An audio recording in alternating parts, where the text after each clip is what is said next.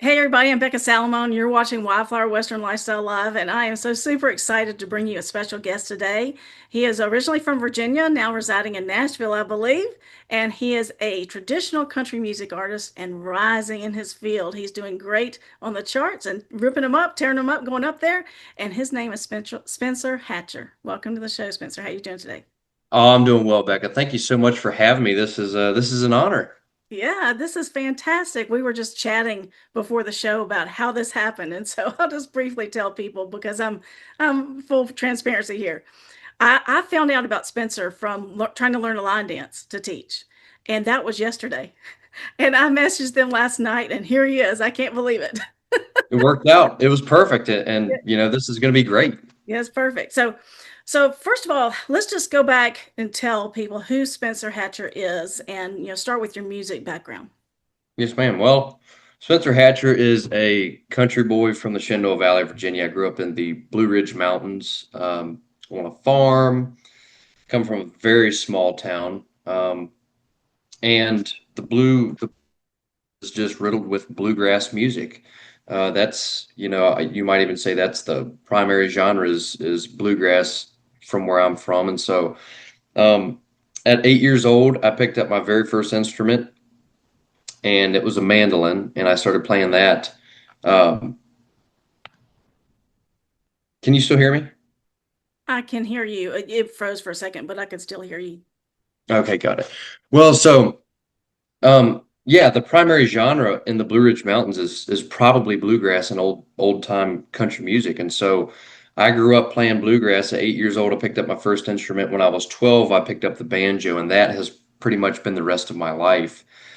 Even still today, I'm a country artist, but every show that I have time, I still pull out the banjo, and we do a bluegrass little set That's every awesome. single show. Um, I started playing shows and touring in my family band. We were the Hatcher Boys. It was me, my dad, my younger brother Connor, my older brother Dane, and we played everywhere that we could possibly play. And we did that for about 5 years. And then I went off to college. I went to East Tennessee State University, and I majored in business, but I minored in because it's the only school in the world that has a degree in bluegrass and country music. So Oh, I minored in that, and that was an incredible experience. I was in four bands while I was in college, and one of which was a professional touring band. And I learned a lot about the industry, a lot about the business during that time and those years. Then COVID hit, and I moved back home to Virginia. I said I'm gonna leave East Tennessee, and I'm gonna move back home and be with my family. And nobody knew what was going on, what was going to happen. So I just had this interest. I said, I wonder what would happen if I sang a country song and posted it. I did, and it only took me five, and the fifth one went viral. It did about 1.5 million views overnight, and that was the start of the country career, and that was 6 years ago. wow, that's amazing. Yeah, Yes, ma'am. I mean, I'm not by any stretch of the imagination famous like you are, but it's just weird to me when like 15,000 people look at you. So I can't imagine 1.5 million looking at you. Oh, it's totally incredible. I mean, it's interesting too because I've seen the pictures or the videos people have made, and they said, don't ever think that social media makes it seem small. The people, the viewers are just a number almost. It says Yeah, like 15,000, 10,000, 25,000. But then when you put that into perspective of like an audience, what 25,000 people in front of you looks like, what 10,000 people in front of you looks like, you start to realize those numbers are great. They're huge. So yeah, it's incredible. No matter what the number is, it's great to have viewers and fans and people that support you. definitely. Now you mentioned the bluegrass background and doing some touring. Did you ever go to a place called Looney's Tavern in Alabama? We never did. I never did. I actually never played a bluegrass show in Alabama. Okay, well, it's high time you did. Yes. No, I totally agree. I would love to. Yeah, that's near Yeah. Addison, Alabama, near Coleman, and they have Okay. bluegrass. I think the first Friday maybe of every month. I'd have to look. Golly, well, hey, I'm all for it. Yeah, They give there me you a go. call. If I could get in there, I'd certainly come down. There you go. All right, so tell us a little bit about moving to Nashville because you're in Nashville now, right? Yes, ma'am. What kind of prompted that? Well, I signed on with my record label in July of 2024. I was independent for 4 years, going as hard as I possibly could in country music. And in those 4 years, we played over 500 shows. And I accumulated about 850,000 followers on social media. And so that was kind of like the base. Gained the attention of Nashville. I come down June 26th of 24 to perform in front of the label. They'd called me. They said, we've seen you online, but we've never got to see you in person. We want you to come down and put on a 90-minute show. So that's what we did. And played it straight through, came off the stage. They signed me and signed me on the spot, on the spot. And that was kind of like the turning point of everything. I mean, going from independent to being signed with a major record label is crazy. And they told me that night, they said, go ahead and start prepping to move down here, start looking. Well, I still had, gosh, even for the rest of that year, probably 60 contracts out on shows that I still had to fulfill. So I told him, I was like, well, I can't move yet. I'm absolutely going to move. This is my dream. It's what I want to do. But I have a lot of contracts out still. So I need to go ahead and play these shows. And so that's what we did the rest of the year. They would fly me down. I'd be in Nashville for a week doing a week's worth of work. I mean, like 8 a.m. to 10 p.m. I was working down here. And then I'd fly back home. I would do a week's worth of shows, fly back down here. And it was like that for, you know, 6, 7 months. And then once all the contracts were up, once I played all those shows, I started packing up my life in Virginia and my home and my things and everything and moved down here just over a year ago now. It was June 17th was when I got here of 25. And it's been incredible. I mean, I've had the ability to do so much more work. Of course, you kind of have to be present to win. That was kind of my mindset. So packed everything up and moved here, and I'm loving it. It's That, that, great. was, that was my next question is how are you liking Nashville?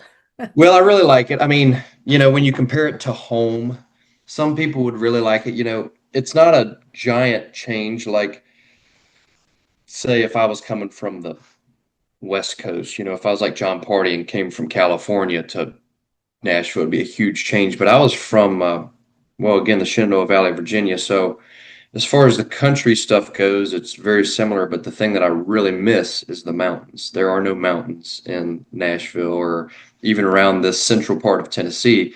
You got to go to East Tennessee to get back into the mountains. Right. So I really miss the mountains. I really miss having a lot of land. But after a hit or two, I'll get all those things back. There you So it'll be all go. right. So, Stone Country Records, that's who you signed with. Yes, And, ma'am. and do you still have control? Because, I talk with a lot of independent artists and they're so glad that they're still independent because of lack of control when they sign. So are you still being able to do the things that you want to do? Yes, ma'am. Absolutely. And I'd had a number of record label contracts in front of me in the past as I was independent, and I turned them down, because of that reason. I didn't feel like it was a good fit. I didn't want to do it. And we were doing really well as independent artists. I mean, we were doing over 150 shows a year, and we were rolling it. I mean, we were burning it up. But there are certain things that you just cannot do as an independent artist. There's certain rooms you would never be able to get in. You just had the contacts, but being from a different state and then signing with someone in the country music capital of the world, you gain access to a lot of things that you didn't have access to prior. So it was a big step for me. It was the smartest decision, but it was because I read those contracts and I got to meet the people, and I knew that they were people that believed what I believed. They told me right off the bat, first thing they said was, we do not want to change you. They said, I know that you've heard the stories, and that was everybody's heard the horror stories of signing with a label, but they said, we do not want to change you one bit. We're signing you because we love you. We love what you do. We're just going to take you from here and we're going to elevate you to the highest possible position that you can be in. So I love that, and I have very much been in control still. Now there's a vote because they're investing in me, and they need to be part of it too. But I have a whole team surrounding me. I have tens of people that I work with now. I mean, lots. Maybe a team of like 60 plus or something. That I'm always talking to all these people, the label and merch and booking agencies and all these things. So it's already been elevated exponentially from where it was. And it's just been really great. I think it's wildly important. Some people would maybe never even take an in-person meeting. They just see RCA contract come across their desk and they said, I don't care what's in it, I'm going to sign it. And then they're rudely awakened. They're like, oh, well, I didn't think this is what it was going to be. And then they're like, well, it was in the contract. Did you read the contract? And a lot of people don't want to. So you just got to be careful. But just like anything, if you go and you meet the people and you feel like it's a great fit and you really like them, you get along, then it'll be all right. And in this case, I truly believe uh, my record label is the absolute number one in all of Nashville. They are phenomenal. Awesome. Well, I'm so glad they didn't want to change you because listening to your voice is really like welcoming an old friend in, and it's just so soothing and peaceful, and it's that traditional sound that I grew up with, Yes, and ma'am. a lot of people did, and have been wondering for a while, is that ever coming back? And here it is, surging back in. It What is. what happened to bring that back, and where's it going from here? Well, I think there was a number of things that kind of happened to bring it back. But number one, you could start with bro country and pop country. It's been around for 20 years now, 25 years. Like things come and go. People get tired of it, it's just the same thing. And I think that style country is starting to go out of style, which I'm fine with. And music more like mine, that's more traditional and classic, is starting to come back in. We see Zach Top, he hits the scene, he starts blowing up. Um, the songs that I was singing on social media years ago started blowing up. And I think a lot of it was social media too. A lot of it was people getting tired of the old music, and a lot of it was people wanting to be kind of like their parents. I think everybody looks up to their parents, and when your parents grow up on something and that's kind of what you hear growing up, you'll gravitate back to that at some point in your life. And now that this generation is in their 20s, I think they're all starting to mature and like, man, we think we like traditional country again, and so I'm very, very grateful because I remember 6 years ago, and this change, this swing has only started happening in the last 3 years. Mhm. 6 years ago, when I started singing my country songs, George Jones, Keith Whitley, Hank Jr., Merle Haggard, all those guys, I was going into these smoke-filled ballrooms, 4-hour shows, and singing. Everybody around town was like, yeah, Spencer Hatcher's good, but he sings old people music. That was how they described me. They said he Right? sings old people music. Now They want to hear it's, it. oh my gosh, yeah, like we sold over 1,000 some tickets last weekend back in Virginia, and by the end actually of 24, every show we were playing, they were shutting their doors about 2 hours before we started because we were hitting fire code everywhere that we were going. And Wow. so that shift happened, and it happened so fast. Like so many people welcomed back in traditional style country, and it became cool again. So I'm very thankful because starting off, it was hard to build. And as it started changing and we started gaining a name, and Zach Top appears, Jake Worthington appears, and these people that are helping to bring it mainstream, uh, it helps the career a lot for sure. It's been a great thing to see. Yeah, definitely. I'm going to be teaching line dance at Black Creek Tavern in Fultondale, Alabama, and they focus a lot on that traditional sound. Yes, ma'am. Um, but I tell them they've got to also play some upbeat things so we can dance. So keep that in Yes. mind too. Keep it upbeat. But I interviewed Chris Williams in the Highway 29 band not too long ago, and that's that same kind of traditional sound, and it's just so popular these days. Um, Yeah, Now, do you see how do you see yourself with this in 5 to 10 years? You still think it's going to be zooming back?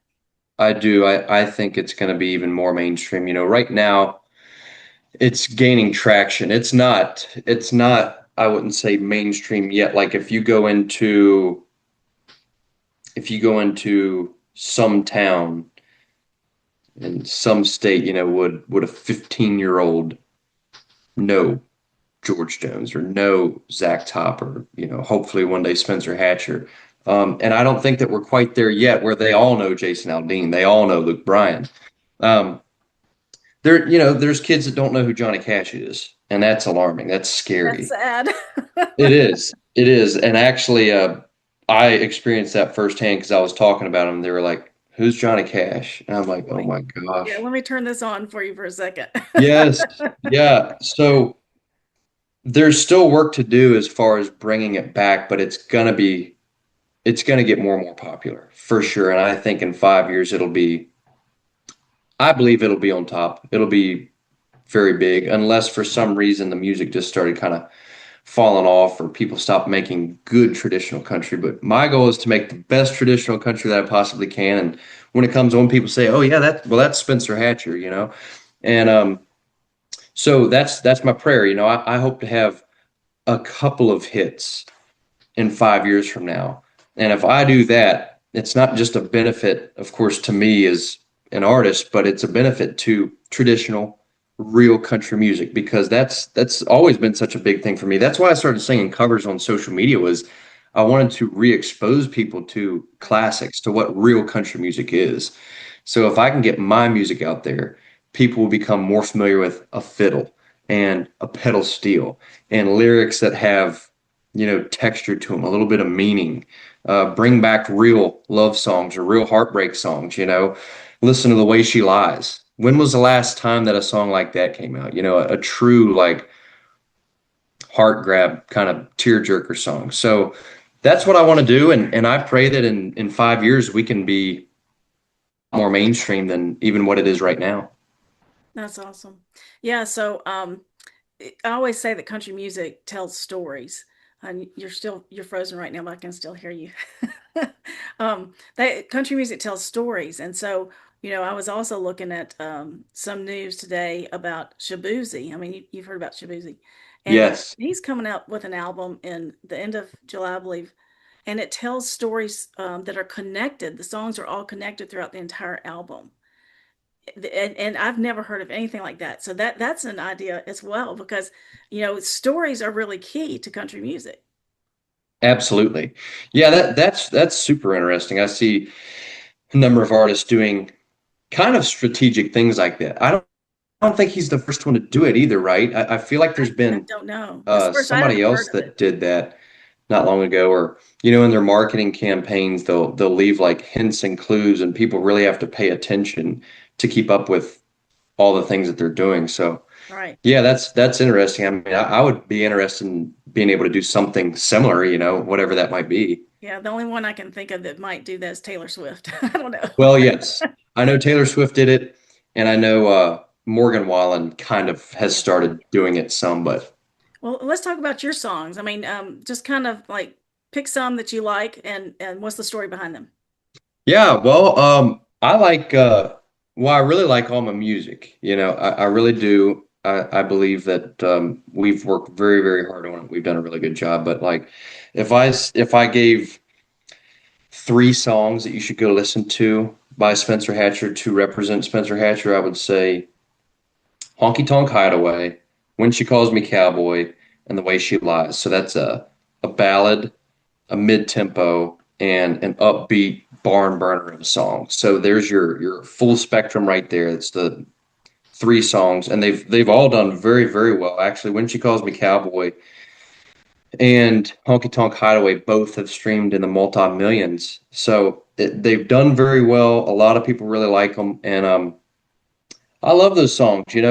None of those was I a writer on, and so people like to ask about the songwriting. Well, I am very much a songwriter, especially now. But when I first got to town, so this was July of 2024, life was moving so fast. They were like, Spencer, we just signed you. We need to get in the studio. We need to get some music out for you, start all the back end productions. Well, I'd written songs, but I also already put them out independently.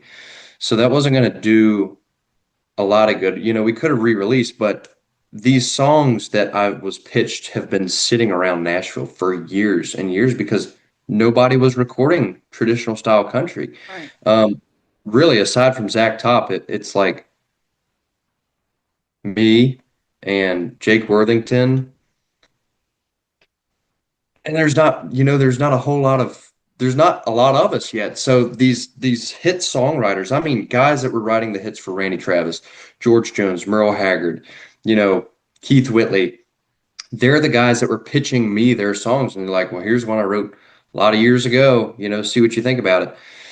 And so those songs were pitches right when I got to town, and so we started cutting those, and I mean they just turned out amazing. And now with the album that I have coming out and future music, I will be a writer on most all that stuff, which I'm very excited for too, because I don't ever pick a song that doesn't represent me well. A lot of these songs that I'm recording, even if I wasn't a writer, I would have written on if I could. They're a good representation of who I am. It's things that I believe in, and they're relatable. So, yeah. But I really like being able to write music, and I'm excited to see what people think about these songs that start coming out soon that Spencer Hatcher's been a writer on. But I've thoroughly enjoyed everything that I've recorded, everything that I've written, and I can't wait to just keep on playing it out for people live and keep getting good feedback. Yeah. So you mentioned that you hope you had a couple of hits in 5 years. Seems like you already got hits. So what does, having a hit mean to you? Having a hit to me means like top 20 on the worldwide country music charts, like Billboard or Gotcha. whatever that would rank. If I can make it top 20, I feel like that's a hit. Now, a true hit to me would be like top 10. If I could be top 10 with a hit with a song, then to me that's a hit.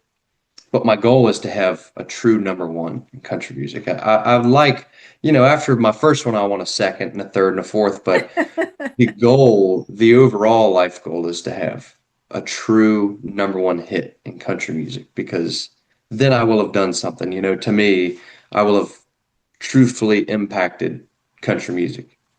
Well, when you get that number one, you're going to have to come back and give us updates on that. Yes, ma'am. I certainly will. Uh, so, do you have you won any honors or awards for anything that you've done so far? You cut Can you a hear me? minute. Okay, I can now. Okay. Have you won any honors or awards for the work that you've done so far? Um,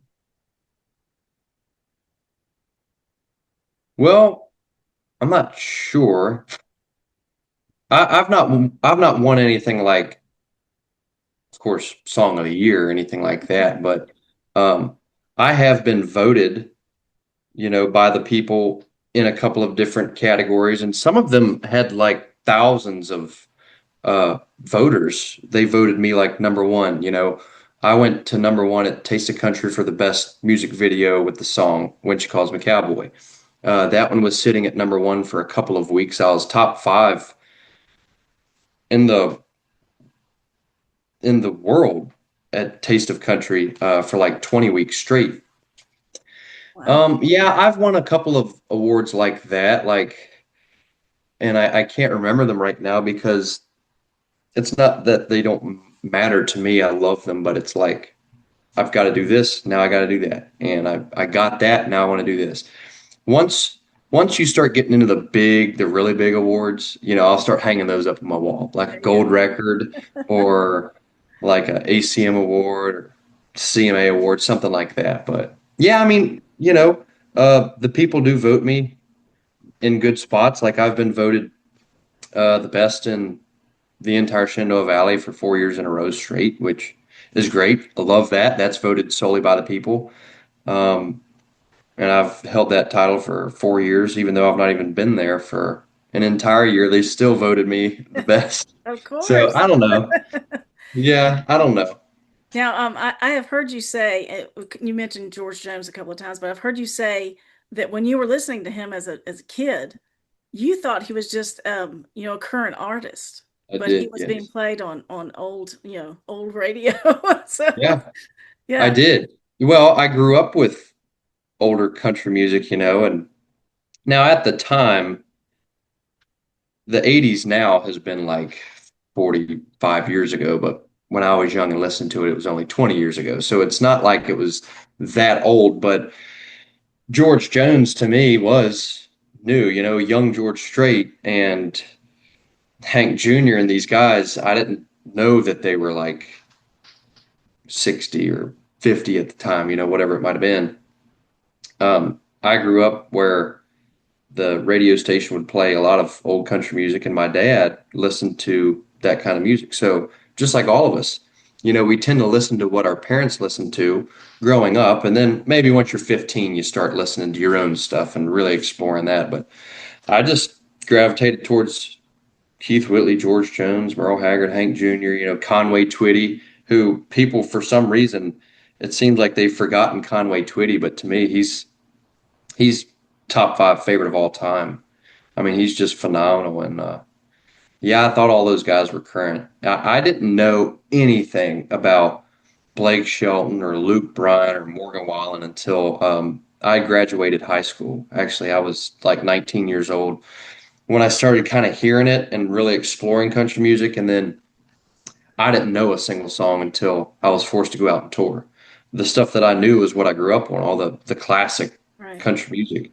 So I started learning some of that stuff, like a lot of John Party. I really do love John Party. Now he's doing great and he's keeping traditional country music alive.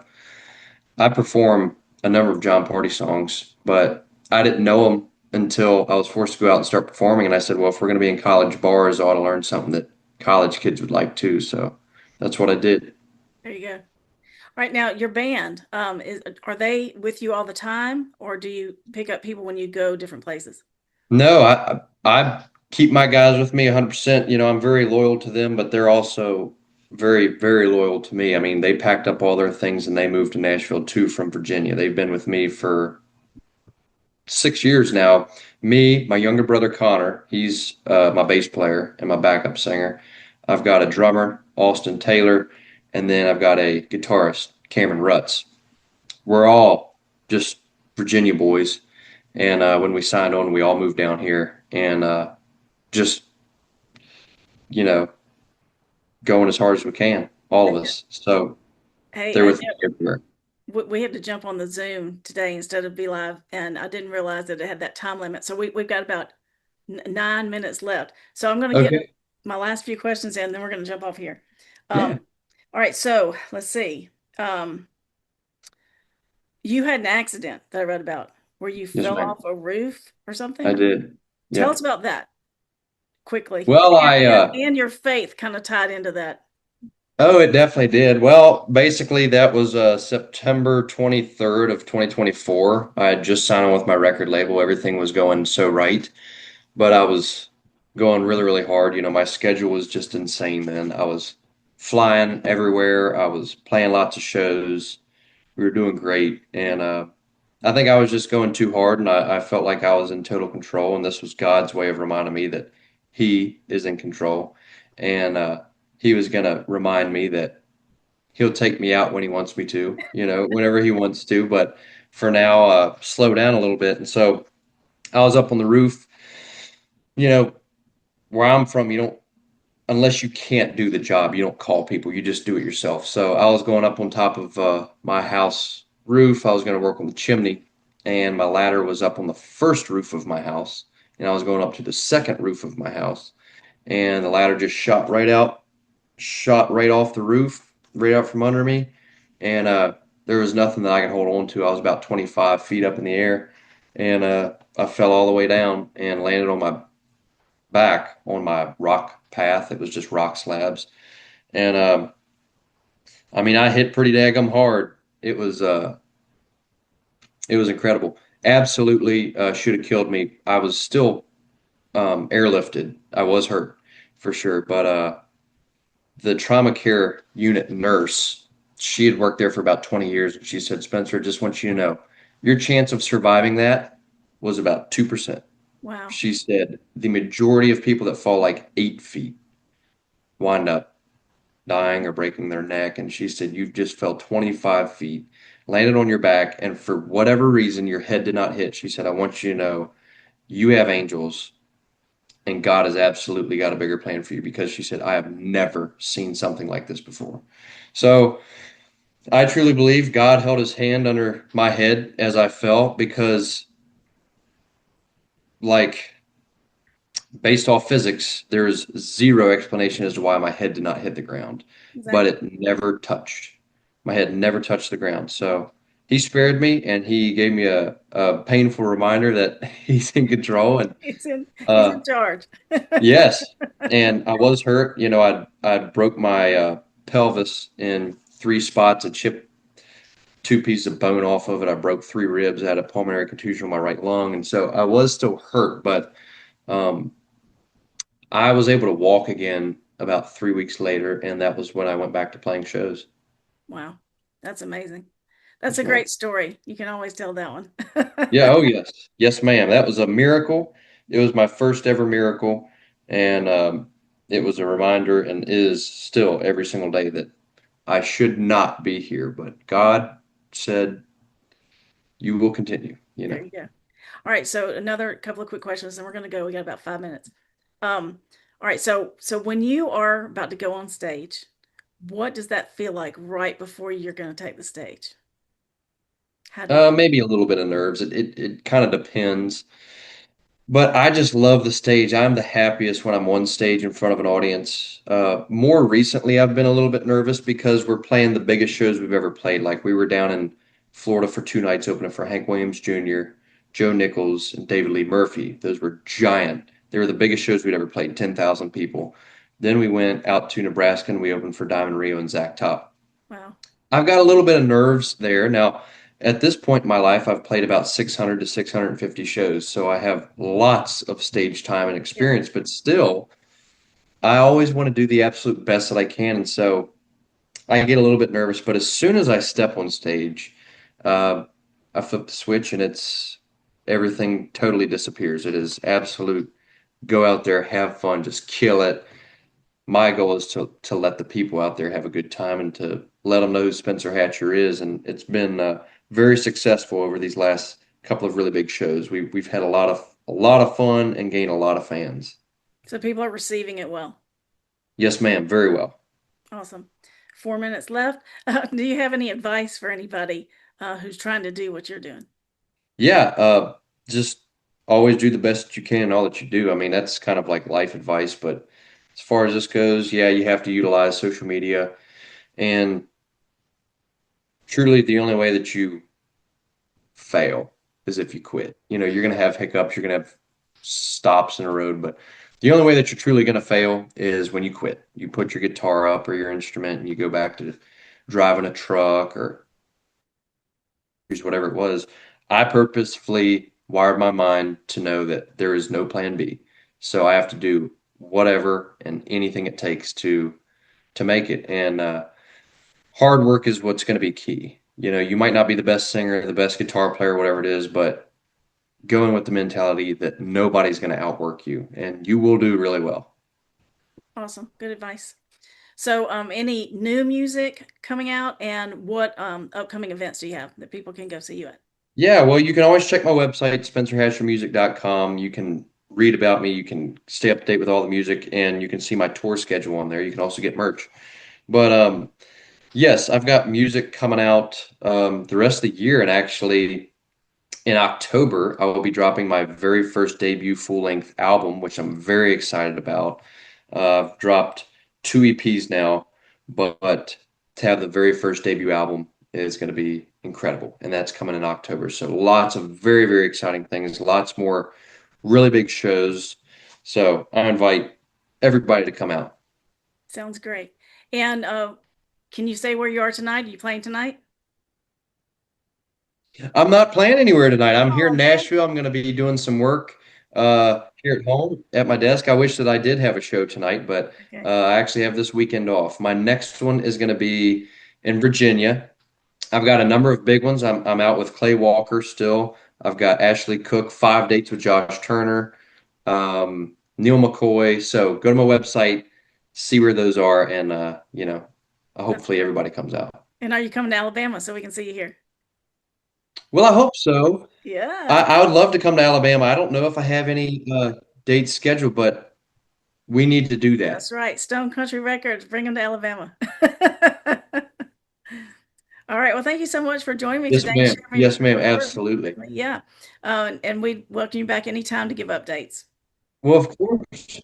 All right. So y'all find him at Well, Spencer. Becca, thank you so much for your time. It was an honor. Yes. Thank you. I appreciate you joining me. So is it spencerhatcher.com is the website? Can you SpencerHatcherMusic.com. spencerhatchermusic.com. And then you have different handles for social media. I noticed that. So y'all just go there and find and look up Spencer Hatcher and you'll find it. All right. And make sure you follow Wildflower Western as well so you can get updates when we go live. Thank you so much, Spencer. See ya. Thanks so much, Becca. Take care.